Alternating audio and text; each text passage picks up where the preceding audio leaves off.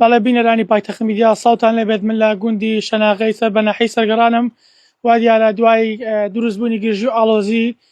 لە سنووری ئەم گوندا کە ئەمڕۆ ڕوویدا دیار نەبوو کە گرژەکان بەکوێ دەکەن ئاخۆ گرژەکان زیاتر پەرە دەسەنێت دۆخەکە ئاڵۆسە دەبێت یاخود کێشەکان چارەسەر دەبێت بۆیە من ئەمڕۆ ئەمشەو لەم گوندەم و لەم گوندە دەمێنمەوە ئەوەی جێگی باسە لە ئێستادا هێزەکانی پێشمەرگا خراونەتە حاڵەتی ئامادەباشیەوە بۆ هەر ئەگەرێکی نەخوازرا و سوپای عێراق بە تەواوی لە نێو گوندەکە کشاونەتەوە. دەمێ باسی ئەوەش بکەم جوتیاران گەڕانەتەوە نێو ماڵی خۆیان بەڵام تاوەکو ئێستا هێزەکان بە هەموو شێوەیەک کشاونەتەوە هیچ هێزێک لێرە نەماوە. من بۆ وردەکاری زیاتر دەمەوێت میوانێکم هەیە فەرماندەی میحوەری پێشمەرگەی پردێ کاک نووری حەمەعەلی وەربگرم سەبارەت بە جوڵەی هێزەکانی پێشمەرگە و ئامادەباشیان لەم سنوورە. کاک نووری شەوت باش و سڵاوت لێبێت بە زۆر سپاس شەو باش کاکی جان. بەڵێ ئەو گوندە خۆشەویستە سڵاو دەنێ بە ئەو پیاوە بەڕێز و کوڕەت ئازا و قارەمانانی کە بەرامبەری ئەو هەمەر و باژەرانی داگیرکەران ڕاوەستاون. سڵاو دەنێری بۆ هەموو ئەو کورد بە شەرەفانی کە لە هەر شوێنێکی ئەو دنیادا ئیسە لە ئیمڕۆ کرا بەڕاستیەکەی غەدرێکی گەورە بێویدانێکی گەورە وەزوڵمێکی گەورە لە میلەتەکە ئێمە کرا بۆ من ئەڵێم ئەمانەی کە ئەم کار و ڕفتارە دەرەکەن یا ئەو ئەمرانە دەرەکەن ئەو سەربازانەی خوان من تەسەورەکەم ئەوانە ڕێز لە ئێرادی عێراق ناگرن سەوای لێ هاتووە بێ بڵێ ئامادەباشین بۆ ئەو ئەقسەتەیە کە پەلەماری برا کوردەکانمانەدەن بۆ ئەوەیە کە بتوانین زەختێکیان لێ بکەین ئیتر بەس بێ وازە براکان بێنن وازە خزبەکانمان وازە جوتیارەکان بێنن ئیتر ئەم ڕفتار و کردارە بێ معنایی کە ئەمانە لە قال و بەلاوە کردوانە تا ئیسا لە دامەزراندنی عێراقەوە هەتا ئیسا ئەم ڕفتار و کردارە لە عێراق قەیە بەرابەر بە میلەتێمە لە پێناوی ئەوە ئێمە حازر و ئامادە باشین بۆ ئەوەی ڕایانگرین بەس بێتن. بەڵێ کاک نووری ئێوە ئامادەن لە هەر ئەگەرێکی نەخوازراوە پێشەوەی بکەن جوڵە بە هێزەکانتان بکەن؟ زای چۆنەکە کە ئێمە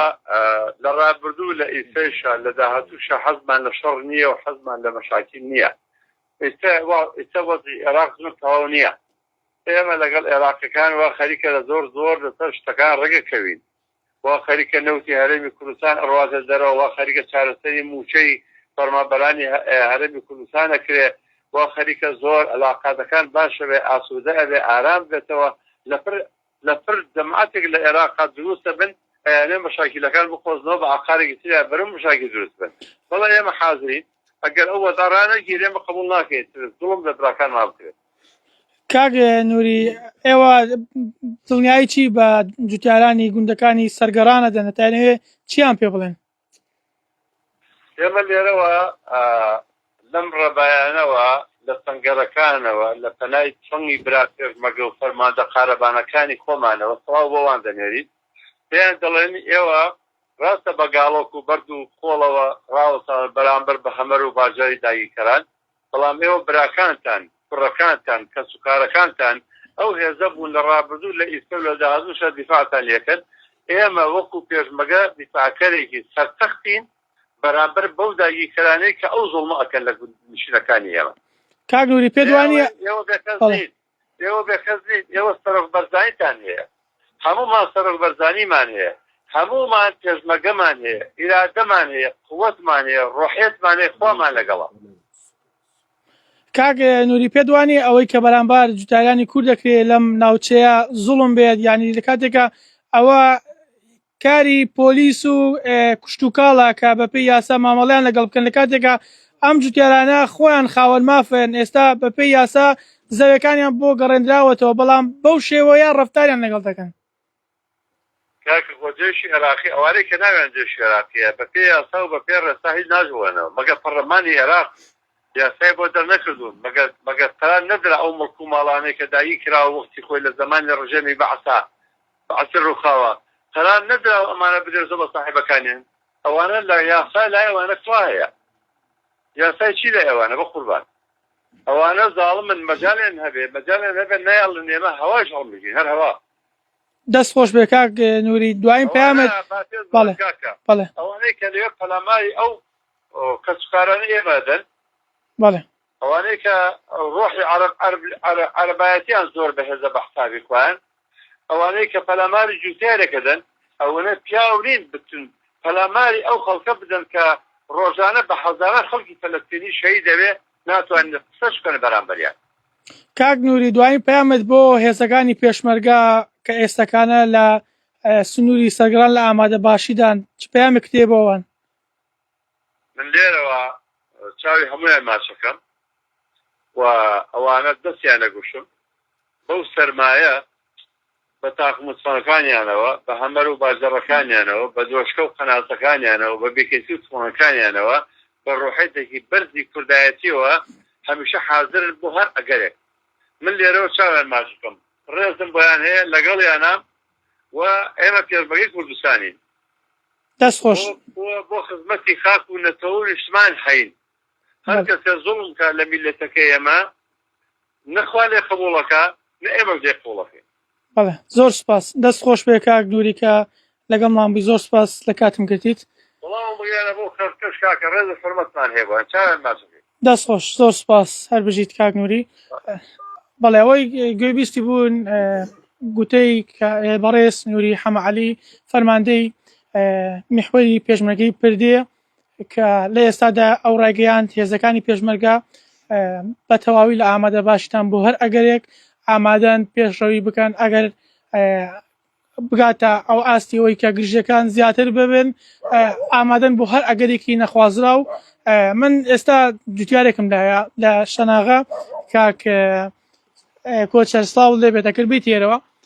نەویشتم بێ بەخێر بن سەرچاوان ئێوەش زۆر لەگەڵ ئێمە ماندینە بەڕاستی لە بەیانیەوە لەگەڵ ئێمە سپاسی ئێوەش دەکەین باسی وم بکە ئەمڕۆ دۆخێکی ناخۆشتان بەسەر بێت ئەمە لە پایچی بۆچی ئەم کردەوە ناشرینانە یاخود ئەم نەعەدالەتی بەرامبەر ئێواکەیت بەڵێ ئێمە ئەمڕۆ نییە لەم عەزابەدان ئێمە لە ساڵانی 75 لەو عەزابەدان بەڵام ساڵ بە ساڵ بۆ ئێمە ئەمان وت بەڵێ ئەمە بەعز ڕووخا بەڵام بەعز هەرماوە بەعز نەڕووخاوە لەبەر ئەوەی دەستورەکانی بەعز جێبەجێ دەکرێتن لەسەر ئێمە تاوەکو ئێستا ماوە بڵێ پێم بڵێ ئەمڕۆ ئێوە لەگەڵ جێگری سەرۆکی پەرلەمان عێراق پێما بێ پەیوەندیک تەلەفۆنیتان ئەنجامدا وەکو جوتیارانی ئەم سنوورە ئەو چی بە ئێوەی وت بەڵێ خۆمان لەگەر دکتۆر شاخەوان پەیوەندی پێوە کردین و وحدی پێداین بەڵێنی پێداین کەوا بە 48 کاس ژمێری تر ئیشەکەمان بۆ چارەسەر بکاتن و خۆشی لەگەڵ سەرۆکوەزیران قسەی کردووە بەیانی دوو بەیانی ئینشاءالله لە کێشەکان ڕزگارمان دەبێتن پلانی ئێوە چییە بۆ بەیانی پلانی ئێمە هەروەکو ڕۆژانی ڕابردوو لەگەڵ برا جوتیارەکان و لەگەڵ هەڤاڵان و لەگەڵ ئەو خەڵکی ئەو سنوورە هەروەکو ڕۆژانی تر لە مانگرتنی خۆمان بەردەوام دەبین ئەو 48 کاتژمێری کە بە ئێوە دراوە بەڵێن ئێوەتان پێ دراوە کە کێشەکان چارەسەر بکرێت ئەگەر کێشەکان چارەسەر نەکرێ کاردانەوەی ئێوە چیە بێت ئێمە هەر مسڕ دەبین لەسەر کارەکانی خۆمان و ئێرەش چۆڵ ناکەین بە تاکید وە چۆڵی ناکەین بەڵام لەسەر دەستی جەنابی سەرۆک ئێمە ڕاوەستاوین و سەبرمان گرتووە و لەسەر جەنابی دەستی دکتۆر شاخەوانی بەڕێز ئەگەرنا ئێمە چۆڵمان نەدەکرد ئێستا چۆڵمان نەکردووە بەڵام ئەوە تا زۆر سارد و سەرمایە چین لە ماڵەکان دانیشتین ئەگەرنا چۆڵمان نەکردووە بابزان ئێستا شەناغا هەمووی خەڵکە لە شەناغەوە دانیشتووە سپاس دەکەم بەڕێز لەگەڵم بۆی دەمەوێت باسیەوە بکەم کە دوای دروستبوونی گرژەکان جێگری سەرۆکی پەرلەمانی عێراق دکتۆر شاخەوان عەبدوڵڵا پەیوەندیەکی تەلەفۆنی لەگەڵ سەرۆکوەزیرانی عێراق محەممەد شیاع سوودانی ئەنجامدا و پێی ڕاگەیاند کە دەبێت هەرچی زووە هێزە عێراقیەکان لەسەر زەوی جوتیارانی کورد بکشێنەوە دوای بە دوای ئەو پەیوەندیە تەلەفۆنیە نیو کاتژمێر بەسەر پەیوەندیەکە تێپەڕی من بخۆم لە شەناغە بووم هێزە عێراقیەکان لەسەر زەوی جوتیاران گەڕانەوە و ئەو تراکتۆرانی کە دەستیان بەسەر گرتبوو دایانەوە بە جوتیارانی کورد هەروەها دەمێ باسیەوە بکەم سبەی ئەندامانی